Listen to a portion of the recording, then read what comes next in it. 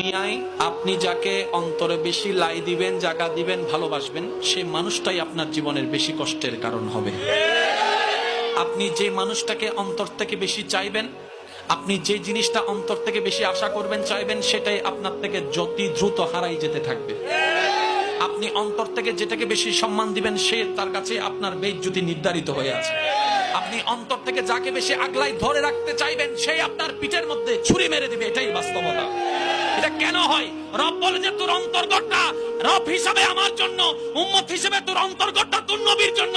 আমি আল্লাহ বলছি না দুনিয়াকে ভালোবাসবি না, মাকে ভালোবাসবি না, ভাইকে ভালোবাসবি না, বউকে ভালোবাসবি না, স্বামীকে ভালোবাসবি না, বন্ধুকে ভালোবাসবি না। আমি বলছি না। আমি আল্লাহ চাচ্ছি আগে আমাকে ভালোবাস, তারপর আমার নবীকে ভালোবাস। যদি আমার এবং আমার নবীর ভালোবাসা অন্তরে ফিট হয়ে যায়, দুনিয়ার যদ্দুর ভালোবাসা দরকার আমি আল্লাহ তোর অন্তরে ব্যবস্থা করে দিব।